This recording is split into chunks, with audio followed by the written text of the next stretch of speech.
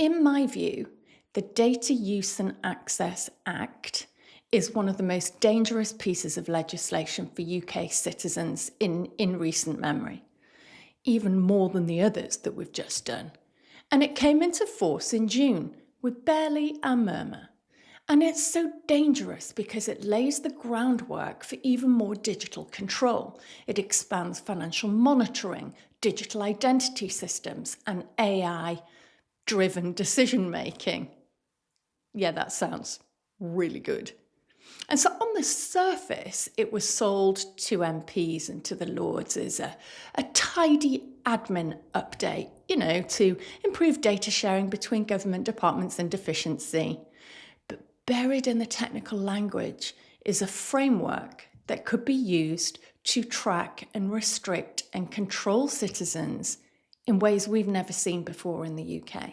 And I find it very interesting that perhaps to evade early outrage, it didn't start off in the Commons as our laws usually do, but it was harked off to the Lords first. Most of the country won't even know that this bill has happened, and in a nutshell, it expands government access to certain private financial data via new smart digital frameworks. It creates a legal route for cross-sector data sharing in certain cases without your consent under recognised legitimate interests. What are they? Or other lawful bases. Yeah, what are they? It expands the scope of automated decision-making, allowing AI systems to make determinations that affect people. Yeah, they say there are some safeguards, but there's no human involvement, right? So it's not that safeguarded. It enables a regulated framework for digital verification services. Well, that's the architecture that could be used to underpin a national digital ID system. Now, none of these clauses force a social credit system today, but together they create the building blocks that a government would need to operate one. And if you want to see how those building blocks could be used, you only have to look at China's social credit system, right? Because that also began just with digital IDs. Just with, we're sharing some data between agencies and AI-driven governance, big surveillance cameras and number plate recognition and facial recognition. That's all just started like that.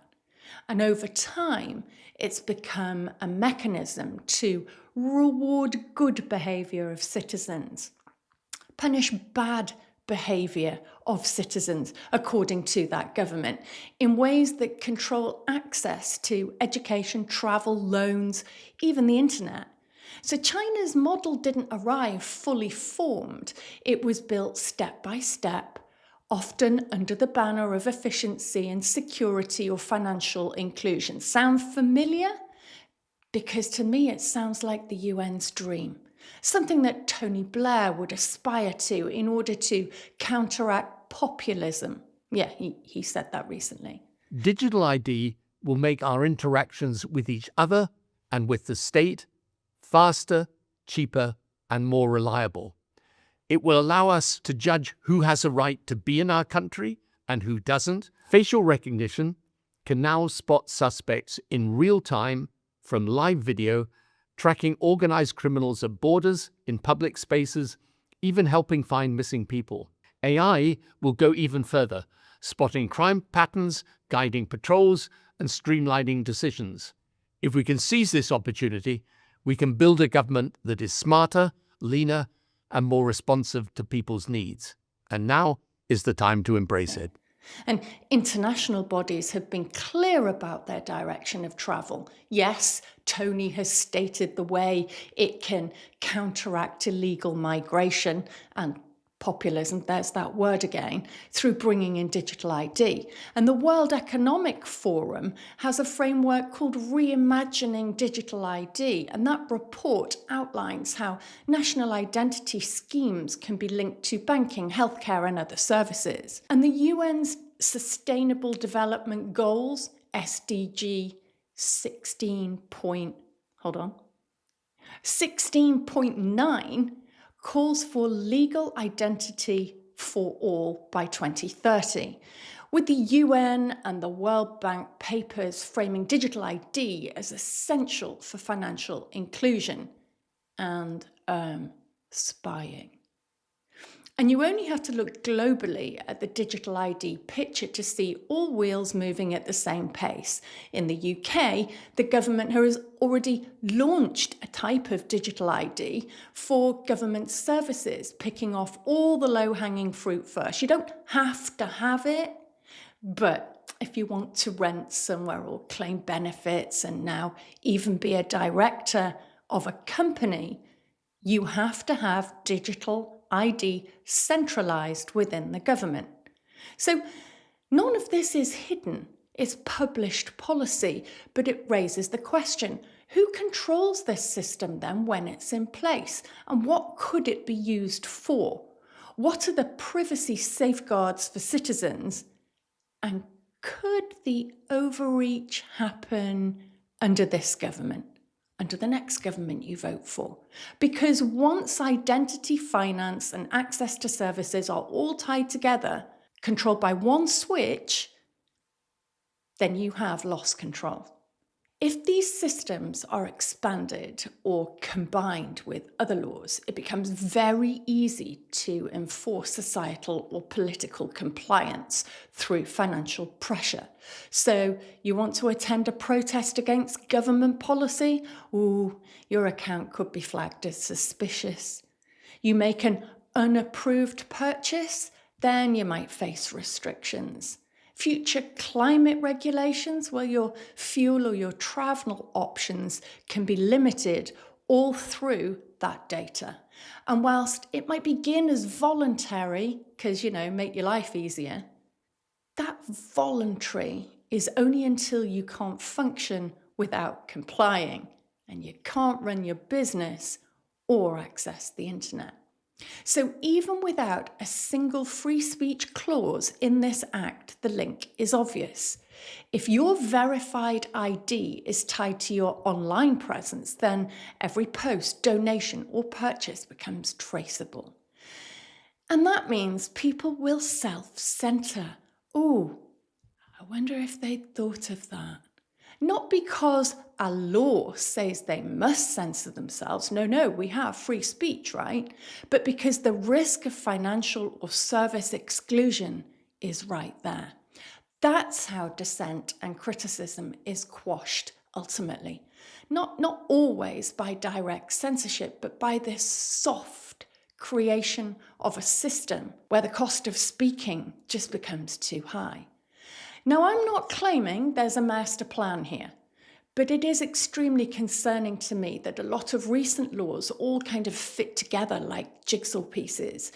And once the jigsaw is complete, the state can see, track and pressure citizens in ways that would have been unthinkable even a few years ago.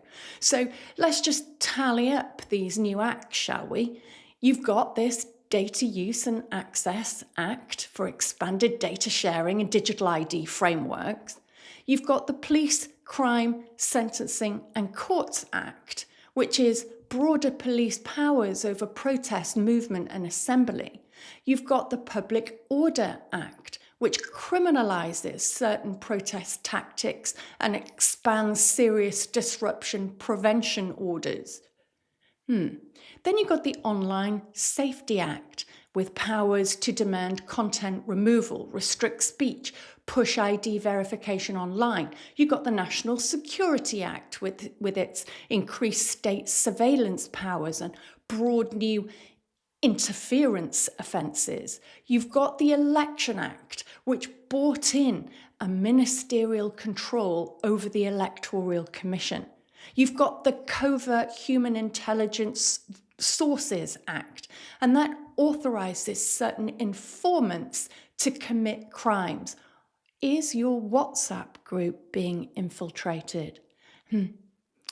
Just checking. And then you've got the Counter-Terrorism and Sentencing Act, which extends detention powers and limits early release. Now, on their own, each of these acts has lots of components which to me certainly sound like common sense, and a lot of it is there to keep us safe. I can see that. But together, they create the ability to track you, control your movements, monitor your speech, and limit your access to money or other services, all at the same time. And that's why I'm so concerned about the direction the UK is going in. The government has failed to win public support for mandatory digital ID in the open, and so they're just putting it into a framework first. They've not rolled out a central bank digital currency yet, but we know the Bank of England is a long way down that road. And this act creates the architecture that will make a dissatisfied population much easier to control. So there are common sense fixes. I like them. Tackling deep fake abuse, speeding up complaints, mapping out underground pipes, right? That's all great stuff. But in there, the real issues, they're all buried. The parts that expand surveillance over us, link our identity to everything you do, and hand more control to government and big business. And if this is true, then the UK has laid the foundations for a wide surveillance state where participation in society is conditional and dissent can be punished without a single law banishing it. Did you know about the Act? How did your MP vote? What do you think? There's nothing you can do about it now, but I'd love your opinions in the comments below. See you next time on If This Is True.